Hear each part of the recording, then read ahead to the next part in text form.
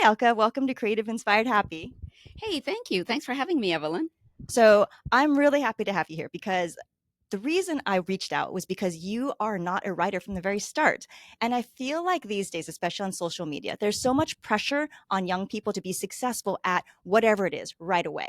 And I'm also a second career. Well, this is your fourth career, I believe. And so I would love to hear if you could take our writers back in time to before you were on this journey and then tell us how you got to where you are today. Sure. So when I graduated at 22, I didn't know what I was going to do. I didn't know what I wanted to be or what I wanted to do. And I think that's the case with so many people. But I looked around and I thought, I don't want to go to law school like this person. I don't want to go to biz school like this person or medical school like that person. What am I going to do? I talked to my dad and he said, you know what?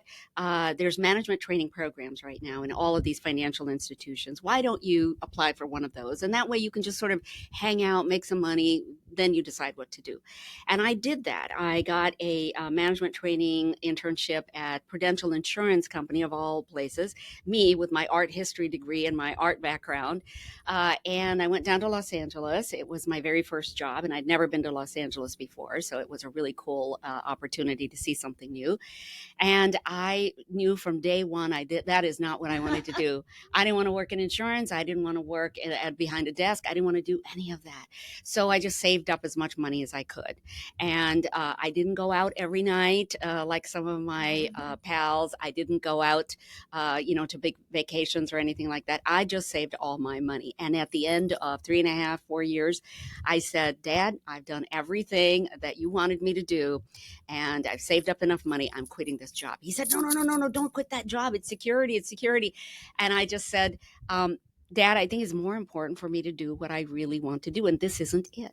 So then I came back up to the Bay Area, which is what I prefer anyway to LA, and I decided I'm going to explore. So I started exploring all kinds of different careers, and I took classes in the daytime, and at nighttime I worked at the Palo Alto Weekly. Oh, Yeah, this is back when we used to paste up the newspaper by hand. We didn't have Macs. We didn't have any kind of laptops or devices like that. So I was a paste up artist, and I explored classes in illustration and graphic design and typography and advertising. And advertising was what I loved the best. So I thought I could make a living doing that and I could be creative. So then I went to San Francisco, and someday I'll tell you how I got my first job as a copywriter in advertising when everybody else said, you're going to have to get a degree in advertising, you're going to have to know somebody in advertising, you're going to have to blah, blah, blah. But my family, an immigrant family, we don't have people who go into advertising and the arts, right? right. We have people who go into science and math and engineering. And I didn't know anybody in that field. And so I had to be really bold about how I went about saying, I deserve a job in the creative department right now. I am not going to pay another $45,000 for another degree. I know it's a way more than that now, but in any event, so I got that job in advertising, and I really liked it. I liked it for the little stories you get to tell in advertising. I liked it for the sort of client relationships and the ability to take somebody's need, whether it's a product or service they want to sell, and try to tell a story behind it, and and convince somebody to do that. So I really liked it, and then I went off and did my own thing because I thought, hey, why am I why am I working for somebody else when I could be doing this myself? So that's when I did my own thing, and then I expanded into public relations as well. So public relations, marketing, and then advertising, and then eventually the 2008 recession was upon us, and that was a really it was a big wake up call for a lot of my clients who said, oh, we gotta pull this project back. We got to cancel that. We're going to be all out of a job. The department's not even going to be here by the end of this year. So I thought, well, what am I going to do with my life for the next couple of years while we hash out this recession? And so I decided, you know what? I think the best thing to do is to do something that my husband had always said I could do, and that is you can tell stories. And I said, yeah, but I do that for advertising. I'm a hack. And he said, no, I think you could actually write fiction that sells. And so I I thought, okay, well, I got 2 years. There's an MFA program that takes exactly 2 years. Mhm. So why don't I see if I might like it? And I loved it. From the first class that I took, Mhm. I fell in love with the whole concept of writing the kind of stories that I loved to read when I was a kid, right? So I wanted to write like the Bronte sisters, of course. I wanted to write like Dickens. I wanted to write like some of the female authors I admired, like Anne Tyler. Mhm. I just wanted to write stories and about people who felt real, who felt like, they belonged in this world and that they were trying to navigate their way through some hard choices. And so I just took to it like a duck to water. I still get my idioms a little bit mixed up, because of being an immigrant. I had a lot of learning to do in the beginning about what phrase goes with what. Yes. No, I stop about halfway through them and I think, is this the way it goes? Right. Okay, so then I did that course and I found some great instructors, some great advice along the way. And one of the things I learned is nobody writes a book on their own. Yes. People have to have mentors. It's just like with any other profession. You have to have a mentor. You have to have people who believe in you, people who give you the right kinds of advice. And so that's what I ended up getting at the California College of the Arts. It was only a mile from my house. We were living in San Francisco by then. So convenient. I know. It was like I really didn't want to get in a car and go somewhere, but I could walk there. I could ride my bike there. But that takes the barrier to start. Like it removes that obstacle. Yeah, exactly. And it was a program that was writing program was just getting started with their MFA. And so I think they were accepting people. I'm sure they identified talent. It wasn't they were taking anybody. So I graduated from that program and I thought, as I think a lot of people do, I thought, oh, I'm just going to be a writer right away. Right. Okay. Somebody's going to publish me. I'm going to be sitting in a bookstore. I'm going to be signing books. That'll happen in a year. Right. And you'll be a millionaire like right off the bat, right? Right. Overnight success story. Right. The idea comes in a dream. Right. Exactly. Yes. I think you've been there too, right? Honestly, that's how I started. I feel like you have to have, I've said this before, you have to have a certain amount of delusion as an artist, I think, to get through the early years when you're really learning your craft. Yes. Yeah. I like that word delusion. Yeah. You just kind of have to believe that at some point your work can get out there. Yes. And that doesn't happen with everybody, even with the belief. It doesn't happen with everybody. And it does take a certain amount of luck. Yes. It takes being in the right place at the right time. So there's a lot of that that happens too. But in my case, what happened is that I started this work on the Henna Artist because my mother and I were going to Jaipur all the time. Now that's where my family lived at one time. That's where all of our extended family lives. And so I thought, okay, maybe this is, the thing I'm going to write about is Jaipur. But then also when I'm with my mom all of those years, I'm thinking, hey, maybe there's a story that I can tell about my mom. The story that goes like this. She's 18. She is asked to come back home from college so that they can arrange the marriage for her to my dad, who is an engineer and up and coming. And my grandparents are super excited to have him in the family. And then she gets married. She has 3 kids in 4 years. She has no life of her own, and she does not get to go back to school or have a career because women in the 50s in India, no matter if they were middle class or not, they just did not get to do that. So my mother, on the other hand, had this daughter who then, came to the United States with her. I'm 9 years old, and my mother starts looking around and thinking women have more opportunities here than they do back home. So I'm going to raise her so that she can fit into this society. Yeah, because I think a lot of immigrant women have a hard time knowing, do I raise my daughter in the traditional way? Do I raise her in this new modern way in the United States? Do I raise her to be independent? But will she become so independent that she won't follow cultural tradition anymore? Will she forget all about us? So I think my mother went through some of that, but ultimately she came out on the side of Americans. So she said, okay, I'm going to raise her to be totally independent. And she said to me, you choose your own partner, you choose your own career, you choose your own way of life. It doesn't matter to me. You just need to be happy with the life you have created. And she said, don't let anybody take those decisions away from you the way that, my decisions were taken away from me. And then she also said, you do need to make your own living, though. She said, maybe try that before you get married. Make your own living. You already know how to do that, through watching your dad. But do the thing that is going to make you independent in a whole different way.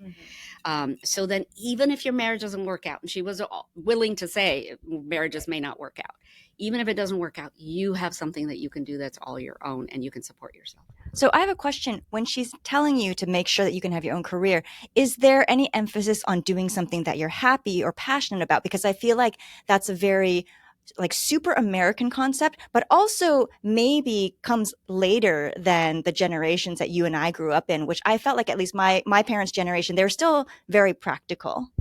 My inclination had always been towards art. As soon as I could hold up a pen, I was drawing, I was painting. I thought I might actually become a painter when I was in high school, go to the art institutes, and then my dad said, let's be more practical. And so I ended up coming to Stanford, and I wanted to get a degree in architecture. But the year I got here, they had disbanded the architecture program. Oh, no. So then they said, well, what about urban planning, Alka? My advisor said. I thought urban planning would just be boring. So I said no. But then I saw that there was these courses in art history, and I thought, oh, okay, let me take some of those.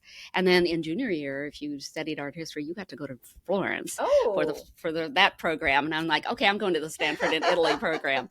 So that's why I kind of, rooted myself into that. But my parents always knew that I wanted to be in the arts. It was my dad who was more concerned about the practical implications of that and could I support myself. Right. My mother always said, do what you love, because that is going to sustain you and that will make you happy. And so I was glad to be able to find advertising, which satisfied both my parents' concerns. And so I did that, I think by the time I was 28, I was in advertising. So ever since then, I've just followed this very creative path, and I'm really happy that I did that. I think I would have been miserable doing something in finance. Yeah, no, I agree. I mean, I was a lawyer before, and I got there because I was being practical because I was a Russian literature and history major here at Stanford. I know. I mean, I'm very proud of my parents. They just let me do whatever I wanted to. Same with letting you do art history. I mean, I don't letting, but I feel like a lot of immigrants or children of immigrants, they understand the parental control, so there is an element of like letting me do this completely impractical major because they said, go and learn what you want to learn. But then I had to make a living. So then I went to law school and I hated it. But eventually I found writing. So I want to go back to then. So you have your MFA and you've started working on the Henna Artist. But how does that go for you? How long does it take? And then your debut is a very dramatic story. So I want to make sure we get there as well. Yes, exactly. So I graduated from my MFA program, and the Henna Artist was my thesis. And then shortly after that, my mother died. Oh. And she was the one I had written this whole book for. This whole thing was a tribute to how she had raised me to be this independent woman. And Lakshmi, my main character, is a woman who gets to do all the things my mother didn't get to do. So Lakshmi leaves a marriage that is not serving her, and then she becomes a henna artist to the elite, and she's also a practicing herbal, medicine sort of woman. She just uses whatever skills she has to survive, and she builds this enormous sort of business and reputation in the big city of Jaipur. Well, these are all the things my mother did not get to do, right? And so Lakshmi is a stand-in for my mother, and then my mother died. So I just stopped writing. I thought, okay, I need to get back to my advertising and marketing and PR. I can keep doing that. Business is coming back. And so I'm just going to stay plugged into that. Well, about a year after that, my advisor called and she said, what are you doing with the book? We don't see anything about it. We thought in your cohort group, we thought that you would have the best chance of getting something published. And I said, well, here's what happened to my mom. And she said, Alka, we have to keep working on it. So I worked with her for the next year and a half. We did several more versions of the Henna Artist. She had me change things here, there. Finally, I said, Anita, can you send this to your agent and let's just see if anybody's interested in representing me? Her agent had bought books that were kind of similar to mine in the sense that they were cultural, they were historical fiction, and she loved things about other cultures.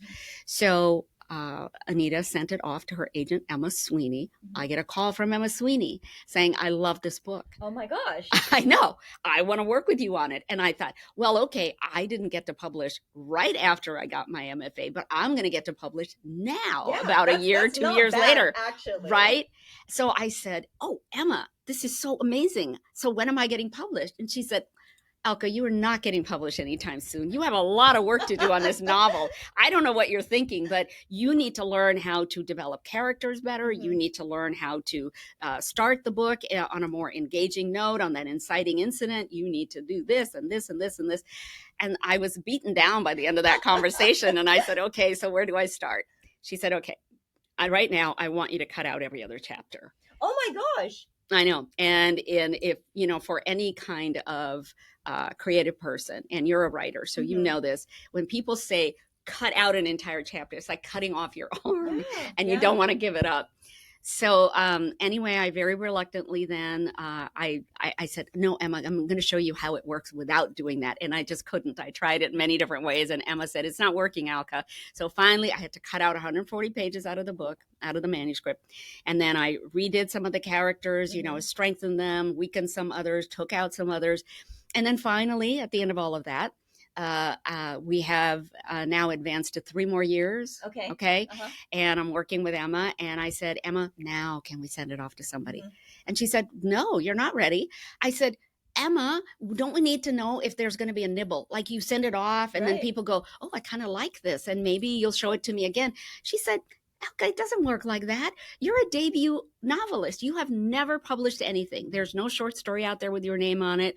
There's no chapbook. Since you don't have a name out there, you have to make that first book a bestseller. If it's not, you don't get a second book and you don't get a third book and you're dead as a writer. So we're still not there yet. We still cannot make this a bestseller. So I said, all right, what do you want me to do now? I mean, I tell you, there were so many times when I just gave up. I just said, I'm not doing this anymore. And you must, know that feeling too. I mean, okay, so mine starts a little different. I wrote 8 manuscripts before my 9th one was the one that I actually got a book deal with. I did have an agent by my 3rd one, and then we worked together, and there were multiple books that we pitched and just didn't go anywhere. And then I changed agents, and then I changed agents with that 9th manuscript. And that's the one that became my very first 2-book deal. And then, it's been a long road. I mean, now my 9th book is coming out, so but sometimes it's just patience. Did you redo any of the initial things that you had worked on? Did you get to package them for another book? I tried. I made one pretty. I thought it was great, and I sent it to my current agent, and she was just quiet for a while, and then I checked in, and she said, and oh no, then I got busy with something else. I had another idea. I was like, oh no, you know what? Forget about that one. I'm going to write this new book instead. And she's like, yeah, I think maybe that one can just rest for a little bit. Oh my God. Yeah. So, but you did get better, right? Like you. Absolutely. Yeah. You realize as time goes on, you go, oh, okay, I know where this needs to start. I think where it needs to end. And I know in the middle, which characters are going to do the most work. Yes. And I think that's why I couldn't fix something that was old, because my craft had gotten so much better. And so I've learned that the better thing is to cannibalize those old manuscripts for ideas or characters, but rewrite them, because I'm so much better now. That makes total sense. Oh, it does. Well, then Emma told me, okay, in order to get to the finish line, let's hire some independent editors. And she said, you're going to have to pay them, Alka, because these are people who used to be in publishing at some point. They've read so many manuscripts. They know what is not working in yours, and they can help you. So, I very foolishly thought that Emma was also my editor. I thought an agent was an editor because that's the role she'd been serving. Right. And but this is different. Like I have worked with independent editors before, but not every agent or not every manuscript requires that. And so it's interesting that, I don't think it's crazy that you would have thought your agent was doing that for you, because a lot of mine have. Okay, yeah. And Emma did do so much, but in any event, I called a couple of the independent editors on the list that she gave me. The first one said, "Great, but here's 8 pages of things I want you to consider or change." And so I said, "Well, wrong editor. I really want the editor who's going to tell me what I want to tell Emma, which is I'm ready to go." And so then I got the second editor, sent her the manuscript, and then she said, "Here are 3,000 more pages, 3,000 more things that I think you could do differently." And I said at that point, I don't want to do this anymore. I've already been at it now for 8 years. Right. I'm not doing this. Right. So I just went back to my marketing and advertising. And then a year later, I run across those notes again that those guys have sent me, the independent editors. I start reading them and I go, "Oh, well, that's not so hard. I could do that. That would be an easy fix. Oh, okay. Oh, okay. Well, here, all right. I'll have to change a couple of things around, but I think I could strengthen that." Yeah. So then it took me another year because I'm working full time to go through all of those changes, send it all back to Emma. And then I just unequivocally said, "Emma, it's been 9 years since I started this project. I am not doing another revision. Please send it off to somebody, or we're not going to work together anymore." Oh, I was so full of myself. But I was also really frustrated. Right. And I think a lot of writers get to that phase. So, so she sent it off, and then we got the deal with HarperCollins. Okay, nice. Yeah. Okay. So you've done your editing now, your book is about to come out, you're ready to have your party, and then the pandemic shuts everything down. And then what happens? Because I feel like as a debut, and you've been working for 9 years now on this book, and I remember being a debut, like so much of all your hopes and dreams are in this one book, but you also know that there are a lot of books out there and you want to make that splash. So tell me what you were thinking and then what happened. Well, I actually had something else to focus on as well by the time the pandemic happened. We did get a second book contract. So before the Henna Artist went off to the printer, I had written about 20 pages of the second book in the series, The Secret Keeper of Jaipur. And my agent said, "Let's send this off, whatever pages you have." So 20 pages, he sends off to the publisher, and the publisher buys the second book. Okay. Now, this, for a debut novelist, this is really, extraordinary. My agent said that, your first book isn't even out the door and you get a second contract. So then as I am working on that book, the publisher flies me out. They fly me out to New York. They fly me out to Toronto. They want me to engage with all of their sales teams. And I walk into these lobbies of HarperCollins, and my book jacket is everywhere. Oh my gosh. And then they have champagne toasts. Oh my gosh. And they have these elaborate lunches set up. And then they have me doing videos, and they have me, engaging with journalists that they brought in. And when my handler put me back on the plane, I said, "Randy, you guys are so nice to your authors." He said, "Alka, we don't do this for every author. No. We do this for you because this is going to be a big book. The Henna Artist is going to be our big book this year."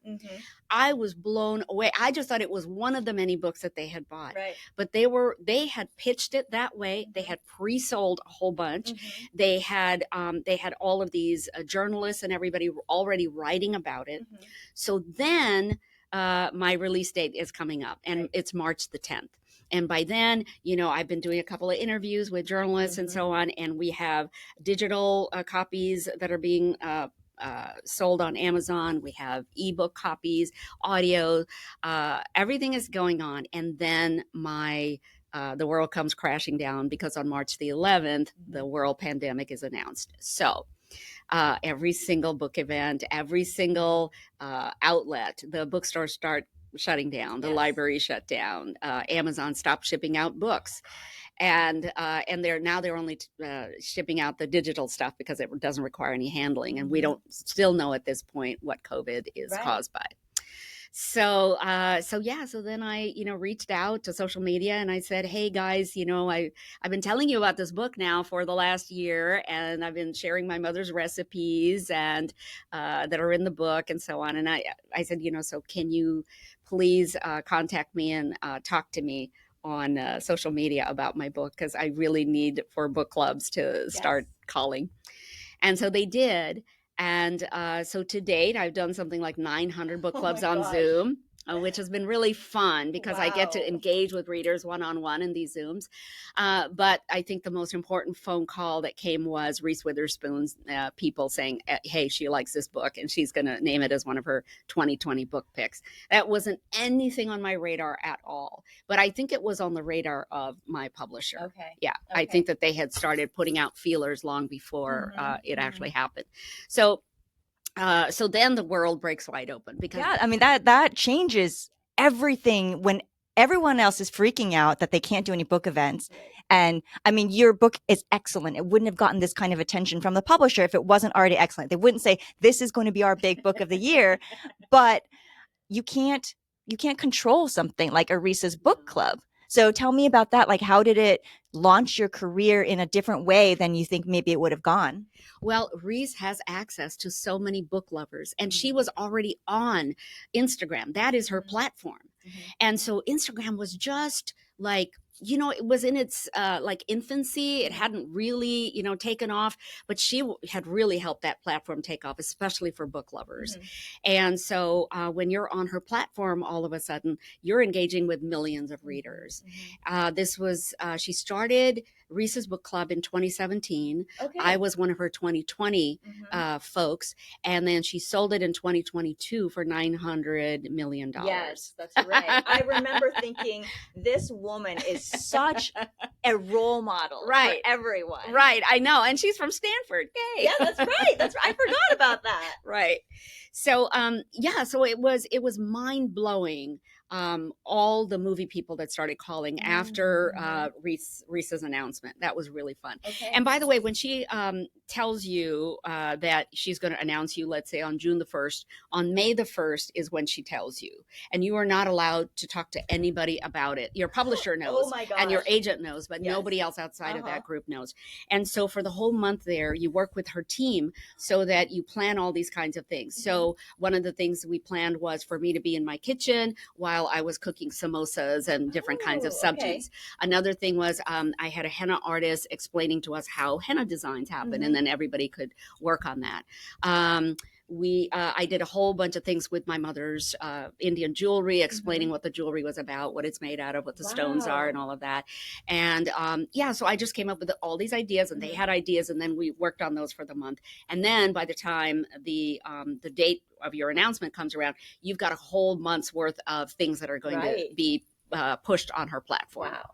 So so then movie companies call, and then I don't know what to do with movie companies. And so I get a film agent, and she sets up all the Zooms with the producers. And, I was so nervous, Evelyn, because I thought, God, these are like people who work on, millions of dollars worth of projects. And here I am. I'm just like a nobody, I'm just sitting here going, I wrote this little book.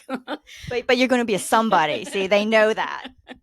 So yeah, and the team that really impressed me, and I think it was because Michael Edelstein, one of the producers, the first thing that he said was, we see the Henna Artist as an Indian Downton Abbey. Oh my gosh. I love Downton Abbey. Yes. I love the juiciness of it. I like the production values, the acting, the scripts. It was amazing. So when he said that, I thought he has a vision for this that matches a vision that I had for it. And so I said, okay, sold. Michael sold. And then he had brought with him Frida Pinto, whom he had sent the book to early on. And he said, Frida, what do you think? And Frida read it, and she goes, I want to play Lakshmi. So that was the second part of their team.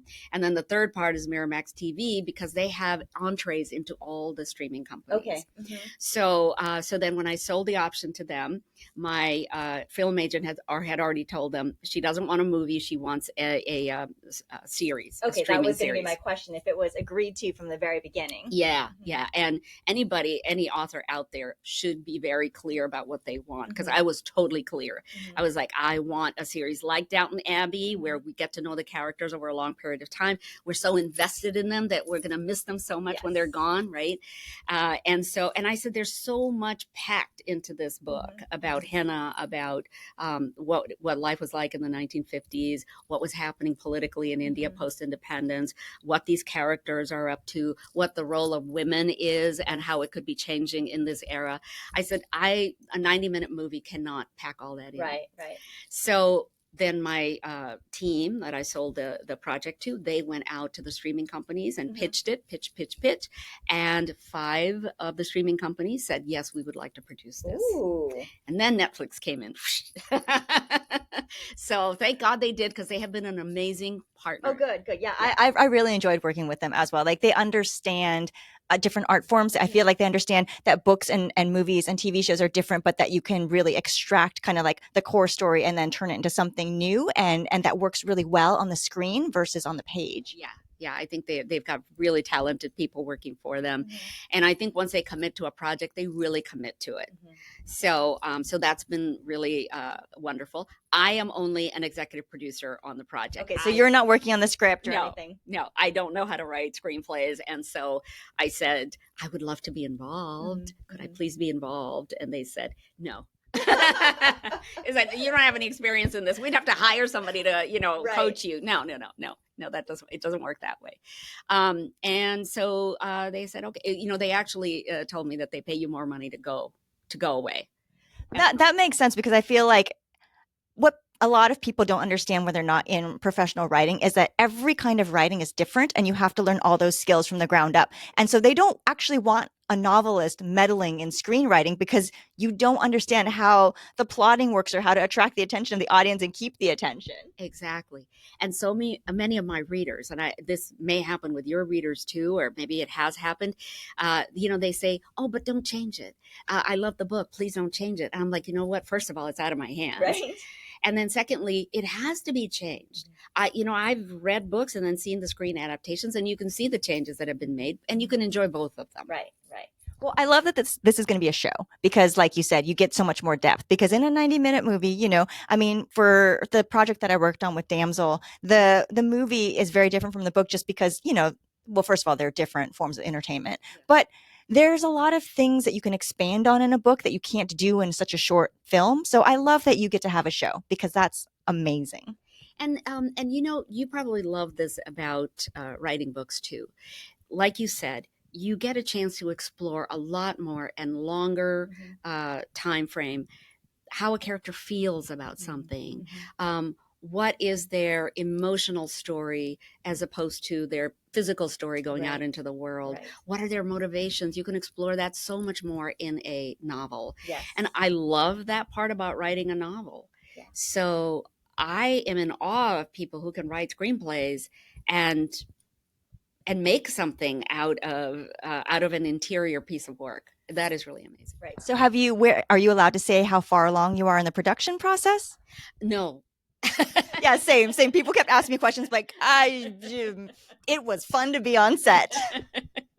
Yeah. So no, I'm not privy to those kinds of production schedules. I get the script like after it's been vetted. I'm like, oh, okay. Well, that's interesting. Okay. Yeah, okay. I guess it looks good. Right, exactly. Okay, so I have a question for you about like coming to writing later in life and how you feel like that has informed your writing. So one thing is that you had a marketing and PR background, which I feel like is so important for artists these days, because there is so much burden put on us. And do you think that has helped you? You talked about coming up with your own ideas, working with Reese's team. How else have you worked that into your career? Oh, I think the background in advertising, marketing, and PR has been phenomenal. For what we do, right? Because from the moment that I got on social media, I knew that there are all these subjects I could talk about that relate to my book. So I could show people on Instagram, hey, here's how I make this, curry. I could have other people that I'm hosting on my channel and do interviews with them like you and I are doing right now. Whoever I found interesting, or if I was at a festival and I met another author and I thought that, their story was really interesting, I would bring them on my, channel and talk to them about it. I've interviewed lots of people in my professional career, so it's easy for me to interview with people. And it's also very easy for me, like when somebody interviews me, to be able to answer, because with PR, you have to tell your clients how they should answer certain questions. And I think that, like you said, the idea generation of how else can I make the Henna Artist or any of my books into something more than just a book. Mm-hmm. I think that is really, important. And many authors who don't have this kind of a background find it really difficult to even be in the public sphere. Right. A lot of artists are introverts. Yes, yeah. And they don't want this is the part they hate the most, is going out and talking about their book. Right. And I keep trying to tell authors, but look at how long you spent on this. Look at how many hours and minutes it took you to make this. You will probably love to talk to people about it. I mean, why not talk to people about it? So people are still kind of reluctant to do that, but I love it. I think you can maybe look at your own personality and find the things that work for you, specifically like the different artists. Like if you're very introverted, there are still different ways that you can showcase your book where like it doesn't have to be a video of you speaking if you're not comfortable with that. So do you have a cycle where you're writing and then a cycle where you're doing like promotion, or can you do both at the same time? Now I can do all of it at the same time. I think before I used to do more, okay, this is a period of time in which I'll be writing. Mm-hmm. And then this is a period of time in which I'll be traveling and promoting. And this is a period of time in which I'll be doing research. Okay. So, because, you probably do this too. I do a lot of research for my book. Oh, no, I hate research. I try to avoid all research. And, in historical fiction, you want to have enough facts in the book that it feels authentic to the time period. Mm-hmm. So I do tons of research, and I have notebooks that are filled with, little things that I found, factoids. But in each of my research notebooks, I will probably only use a fraction of what I have put in there. Mm-hmm. Mostly what I'm doing is I'm absorbing all this stuff about the historical time period, and some of it will just organically show up in my narrative. Mm-hmm. So that's the hope, and that's usually what happens. So I used to parse it like that. I had to keep all these compartments separate, but now it's just fluid. It just flows right into the other. And do you have a typical writing day? I mean, it's always hard to ask for a typical day because there's not really a typical day, but do you have a routine or like an ideal day, what that would look like? Well, I remember in my MFA program, they said, you really should have a discipline of writing at the same time every day, a certain number of hours or a certain number of pages or words. And if you can stick to that schedule, then you'll be successful. And I tried that and I was so miserable because to me, it was like I was going all the way back to Prudential, working on a desk job with this very strict, guidelines about how I should do things. I was just so miserable. And then I thought, Alka, why don't you break out of this and just write whenever you want to? So that's what I do. I write when I want to. Okay. And for example, so my ride up here to Stanford today is 2 hours. And so I was thinking the whole time about the scene that I'm writing, and I am advancing everything in my head in the scene. The characters are saying things, and then that's leading to the next thing that somebody is saying. Oh, somebody just walked into the room. What are they saying to everybody? Oh, so now that character is mad at this character. Now, why are they mad? And so I'm playing the whole thing out in my head. When I get home, I'm going to transcribe this all on my laptop. Right. So that's when I feel like writing, is when I've worked something out in my head, and then I want to write it out. I think my most productive hours are at night. Okay. So my most productive time is probably at like 10 o'clock to 1 o'clock in the morning. Oh my gosh. Okay, so you go to bed late, and do you wake up late? Yeah, well, late for me, late for most people. I think I don't wake up until about 7:30 or 8. Okay, that's normal. Yeah, and my husband is, he's up at like 6 o'clock, crack of dawn, whatever. But yeah, I find that at nighttime, when things are so quiet, and the dog is asleep and doesn't want to, is not asking me to get out of the house, my husband is asleep, everybody's asleep, I think that is the best time for me to write. I just love it. And I can just go like this. I'm exhausted by the end of the day, so I can't do it. But I also think that what you're saying, like you're actively thinking even when you're not writing, and that's part of the job as well. But I think that maybe the advice from your MFA program to sit down, it's good as a framework for discipline because there are a lot of writers who kind of never get around to sitting down to write. And so I feel like that I'm going to write when I want to. It only works if you are actually motivated to do it. That's a really good point. But also, I think, Evelyn, you and I have been to a school like this, right? Mm-hmm. We've been to Stanford. We know what it is to be disciplined. Mm-hmm. We already have discipline inside us. We don't need somebody else to give us that framework. So that's when I ultimately realized I don't need somebody else's framework. Mm-hmm. I can figure this out on my own. Mm-hmm. And with all those years in advertising, I was always creating in my head, like, Mm-hmm. okay, this commercial, it could go like this, it could go like that. And then I wouldn't even write it down until I actually felt like the scene was in my head. And oh, there's the commercial right here. That this is what I'm going to present to the client.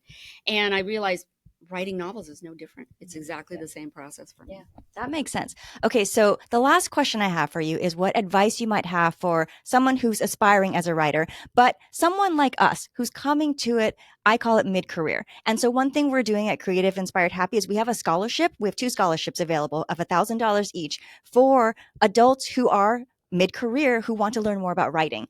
And so give them some encouragement to do what you and I did, which is pivot and then find your passion. Exactly. And probably as I do, you also are constantly approached by women our age, women, in their 30s, 40s, 50s, 60s, who are saying, hey, I want to do something else.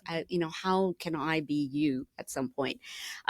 So I think we're constantly giving that kind of advice. One of the things I say is find close to you. And I think a physical presence is more important when you're learning than maybe a Zoom presence. That's for me anyway. That's good. So find somebody in your area who has a class, who is offering a workshop, who has a class, somebody who has been a published author in the last 5 years. Because if they're published in the last 5 years, they have their pulse on what's happening in the industry. They could, if they like your work, as my instructor did, connect you to an agent, connect you to an editor, connect you to somebody in the industry who can help you get to the next step. So the first thing is to try to find a class, a workshop where you can explore. The reason that a workshop with other people is so necessary is because you need the feedback that they're going to give you. They're going to tell you what they liked about your work, what is working, what is not working, and you get to do the same with their work. So you get to look at a lot of different kinds of narratives that are being written, which I think is so important when you first start out. And then you get to see maybe where you are in that process. Oh, I need to work on more of that person is so good at. Oh, I need to do maybe a little bit less of this because it looks like it's irritating people when I, use the same phrase over and over and over. And I think that from there, you can find out if there is a sort of a longer program that you might be a part of. Maybe you take the summer off from your work. Maybe you take some kind of a sabbatical, or maybe you just keep taking night classes, evening. There's tons of evening classes, and you start building your manuscript from there. Right. And I mean, as we've talked about, it takes a while. You really have to invest in time and in yourself to build up your craft, to be able to write that story that is inside you and make it as good as you already know that it is. Well, let's talk about the elephant in the room. So I am now 66, and a lot of women in their 60s will approach me. And the elephant is, can I do this before I die? And you know what? It doesn't matter. Start now. I love that. It's starting. You're going to die anyway. So why not start now? Right. And you won't know if you don't start and try. Yeah, exactly. And maybe you'll never become a published author, by a traditional publishing firm, but there's lots of hybrids out there now that can help you get published. Maybe at some point you'll say, you know what? I don't care if a traditional publisher doesn't take me. And by traditional publisher, we're talking about Simon Schuster, Penguin Random House, HarperCollins, these guys. But if they don't take you, you can do self-publishing with Amazon. Yes. There are so many different routes now to publishing, and you can still get satisfaction that way. But why not start now? You have nothing to lose but time. Yes, I love that. I think that's a perfect way to end. Everyone should pick up the Henna Artist, and all 3 books are out now. And what are you working on? Can you tell us what's next? Yes. So my 4th book comes out February 25th of next year, and it's called 6 Days in Bombay. It is also historical fiction. And while it's not the characters of this Jaipur trilogy, it is taking place in a historical time period when India is just going into independence. So it's pre-independence. And it's about a young nurse who is Anglo-Indian. She's half Indian and half British. And she becomes very close to one of her patients, who is a half Indian, half Czech painter. Oh. Yeah. And so it's really interesting. Is this also going to be a series? No, this is just a standalone. Okay. And our nurse gets to travel all through Europe. So this is what I did last year in research. I feel like you could strategically plan books so that you could do research. No, I mean, it's real research. Right. Yeah, but it is really fascinating to find people all over the world who are archivists, art historians, lecturers, specialists in the subject that you're studying. And frankly, I'm much more interested now in talking to those people when I travel than I am in, going to the Louvre. Yeah. Okay, well, this has been amazing. Thank you so much for sharing your wisdom. I feel like I have learned a lot. I'm sure that our viewers and listeners have as well. And I will put all of your socials in the episode notes for anyone who is looking for you. And I'm at the edge of my seat waiting for some Netflix shows. Thanks, Evelyn. Thank you so much for having me. It's been a lovely conversation. Want more writing advice and career insight? Join thousands for free at creativeinspiredhappy.com to go behind the scenes with best-selling authors and get access to our book club for writers, creativity challenges, and more. I can't wait to see you there.